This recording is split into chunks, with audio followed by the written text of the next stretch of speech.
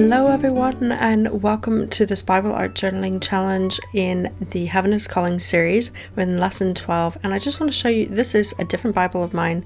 I put some washi tape into the margin, so I'm going to be using this Bible instead to show you what we're doing. And I really enjoyed being able to create this. This is so much fun. If you've not seen what the Elegant Writer pen can do, then I'm going to show you here.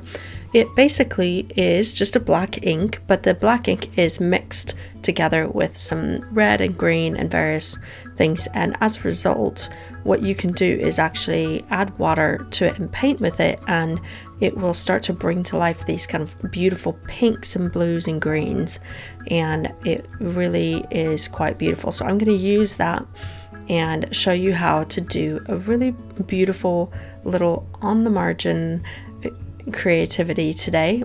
And I am throwing in a free download of what we're doing in case you want to follow along with the same illustration. I would definitely recommend that you page prep first, because this pen is too damp, it will bleed through, and if you start adding lots of water to make it come to life, it will bleed through. So if you are not familiar with how to page prep, you can find all those details on my blog, other videos, and I also have a course about it. And if you go to pageprep.com, you can actually sign up to be notified when I have early bird discount for my page prep course. If you're interested in that, I will be opening enrollment for a short window in late January, and it is only open a couple of times a year. So if that is something you want to learn more about, or how to understand a bit more about the spiritual or practical foundations of Bible journaling, then you can join me. But in this particular thing, just make sure that you've got a couple layers of page prep on your page so that everything's looking good. And then I have just taken this little sketch that I did of some tulips, and I am going over it with some good dark black so that we can see it easier. And this will be available as a printout for you, so you can go to the blog post, which is linked below if you're watching this elsewhere. And it is on my blog post. You just get a link to it, and then you can download it and print it out for yourself and use it just like this. It will be dark like that. And you know, this isn't a perfect thing. I just want to make sure that you have access to it. And I want to show you, this is actually meant for calligraphy, this pen. It's a felt tip calligraphy pen, and as a result of that, it has a sort of chisel tip on it. I recommend that you try and angle the pen so that you're on your main tip of it, and then you'll have nice, very tiny lines. And if you can find a extra fine, an XF pen in the Elegant Writer, then grab that one instead. I can only seem to find the fine, medium, or broad, and all of them are really fun for other projects. You could definitely use this in an art journal and get lots more color on there, but I wanted to make it really, really fine because I'm on the margin of my Bible and there's only so much space to paint. So I really love what this does. Right now it just looks like I'm writing or drawing with any old pen, like you've seen me do before if you've watched my channel. But I am going to get that brush on there, and that's when it will really start to show what's happening. And then when I'm done activating the color, then I can go on top of it, because it's permanent, and start to add all sorts of beautiful Inktense color to it. You could use watercolor pencils, watercolor colored pencils. You can use anything on top of this because it's permanent, and once you've got it on there, then it's not going anywhere, and you can just start to do your extra layers on top. So you could consider this a really fun mixed media project, and just using whatever is your favorite thing on top of it. Just make sure you're getting those nice fine lines so you don't have too much ink to play with, and that you've page prepped to look after the surface of your paper. And of course, go and read my blog post if you haven't yet about how to protect your felt tip pens from being hurt by gesso and page prep. And the main key thing is to make sure that you're curing your pen you're curing your paper, letting that gesso sit there for at least 24 hours so that it sits on there and is okay. And of course, the brands that I recommend for doing page prep are on my supplies page on my blog, and those ones are not going to tear your felt tip pens. They're a lot smoother and much nicer to your products that you put on top. My brush is not getting pushed around as a result of that. So here I am just adding water. This has water inside the barrel of your brush, but you could just use a regular brush if you don't have one of these. And I've got this little tissue so that if I get dark color, I can just lift it off. And I'm not smearing my tissue. I'm just going on there and dabbing away the color. And it is the intention to do this only where the shadow or the background is. So I'm covering my background, and as I lift the color off with the tissue, I get a different color, because red is a more staining color. It always is that way. And as a result of that, I can have sort of a green tint, and when I start to lift the color, that's when the pink really starts to show through. And it's quite fun. It's just beautiful, super, super easy. And it literally, I'm just barely touching my brush to the edge of wherever I want to color, and it's just filling in those areas with color. Super, super easy. And of course, you've got free downloads, so this is really fun. But you can do this with any sort of illustration. So you can take the idea and use it with your favorite scriptures and the ideas that you have, or downloads that you found that you want to do with. This is just so beautiful, and I really wish you could see. I don't know if you can see it. I think you can, but just that variation of color there. And it seems really simple, but it's just a nice background that's a bit soft and whimsical, and it's just beautiful. And now I'm going to set the rest of the ink by just doing a fine mist. It needs to be a fine mist, and I need to be at least a foot or two away from my Bible. Another great reason to do it. And page prep, and then basically I'm just going to dab off the extra, and now I've got a good surface there. And what you're seeing here is I'm showing you that on the color wheel, if you are trying to figure out how to get yourself a good color combination, then try and use the simple technique of just grabbing the color that is on the opposite side of the color wheel. So right now I've got some pinks in my background, so I'm going to pick a pink. In this case with Inktense, it's called fuchsia, and I'm going over just a small edge so that I can actually grab the color and drag it around to the rest of the flower. And the pink matches a bit of what's in the background. And then later on, I'll start adding what we could call a complementary color. So you just look to the opposite side of the color wheel to be able to find that. So let me take a moment and talk to you about the scripture while you see me color things in a little bit. And just keep in mind that the light is coming from the top down, so I'm being a little bit more heavy-handed with the color on the inside of the flowers and the bottom of them. For this Bible Art Journaling Challenge lesson, we are in the 2 Corinthians book, chapter 2, verses 14 and 15. And Paul says, "But thanks be to God, who in Christ always leads us in triumphal procession, and through us spreads the fragrance of the knowledge of him everywhere. For we are the aroma of Christ to God among those who are being saved and among those who are perishing."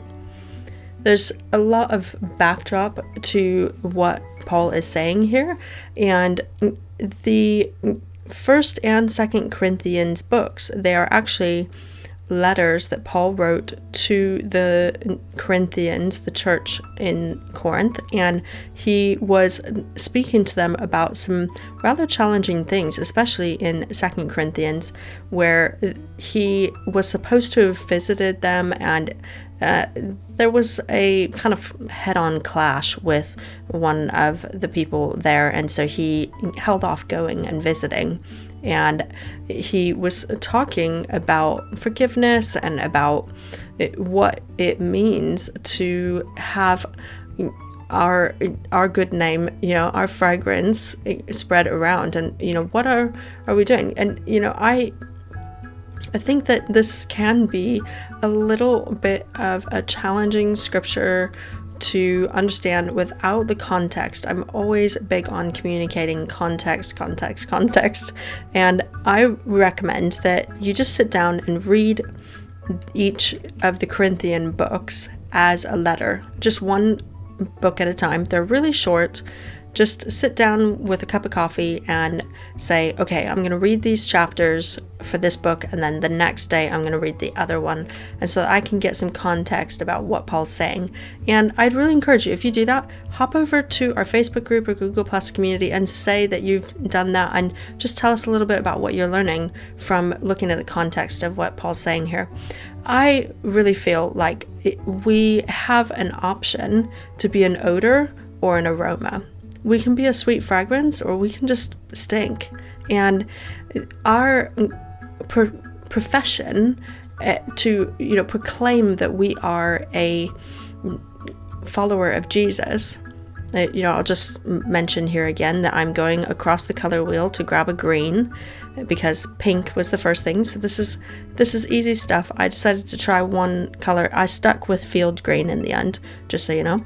So in my opinion, I feel that we have the option to really be a beautiful aroma, or to really kind of give what God is about a bad name. And there are plenty of people who do both. And I recommend, of course, that we really become such a beautiful aroma of who God is. And that doesn't mean that we have to be perfect. What it means is that we don't live from a place of offense. We don't really struggle with these things. And you might be wondering, why am I talking about this when the Heaven is Calling series is about connecting with a good God? I really feel that we can fall into the trap of falling out with other people and living from a place of offense and struggling to be a beautiful aroma to the people around us if we are not connecting with our good God enough, because it's kind of like trying to feel good about your relationship with your spouse when you don't get to see him very often.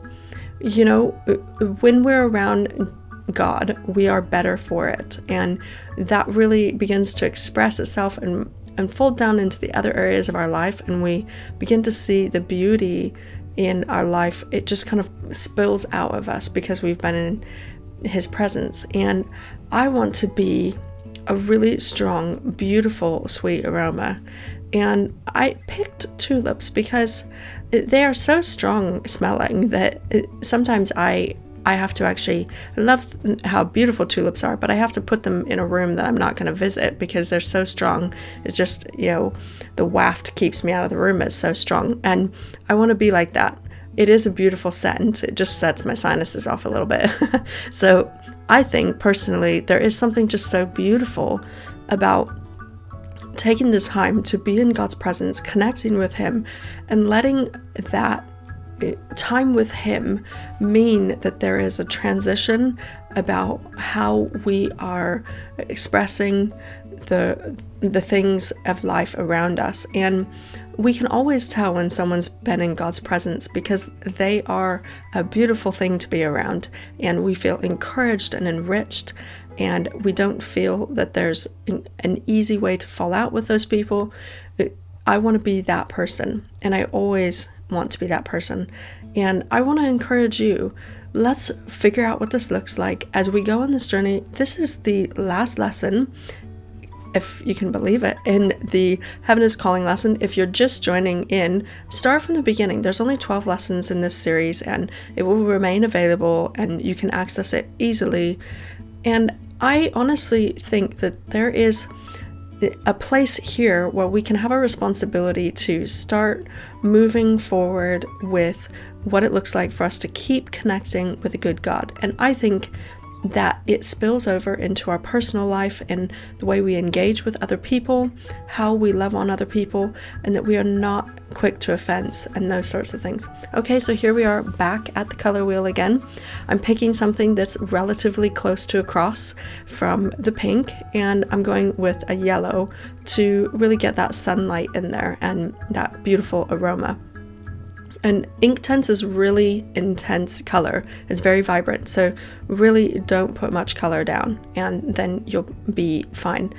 And then I'm just going to finish up by just putting some beautiful color in there. And honestly, I love how this turned out. I think it's really fun. It has a really soft, sketchy feel to it, and it will always remind me of the importance of me being a beautiful aroma for God. And I want people to actually feel that there is life when they're around me, and that they feel I want what that person has, and that they find that that is the presence of Jesus. That's the presence of our King showing up in our life so much that people want to ask about it. And I want to be that person, and I know that you do too. Let's do this together. Let's be people who really keep connecting with good God and keep pressing in for more of Him. So next year, I am going to do another series. I am going to have a place on my blog for you to actually put your name and email, just so that I can make sure and get a hold of you. I know over the holidays it could be easy for us to lose track of each other, and so I want to encourage you to pop into the description if you're on YouTube. Hop over to my blog and just put your name and email in. It's just so that I can contact you about this. And if you want to be in touch with me, then you can do that. I ended up using cadmium yellow for my yellow, just so you know. And that is this project finished, and I'm going to give you a quick review of everything that has been covered in this particular series since we have been together. So in this series, there's just the 12 lessons, and you can see each one as we've gone through and really looked at connecting with a good God. And I'm really grateful if you've been on any of this journey with me. You don't have to have been on any of it live with me. You can keep engaging with it, and then also connect with me for a new series. So this means that I am officially having completed 2 series of the Bible Art Journaling Challenge, and I'm looking forward to a third, and I'm hoping that I can make sure and get you those details. So pop over to the blog and get that free download if you want to join me, and let's definitely be in contact, and I can't wait to see what you create.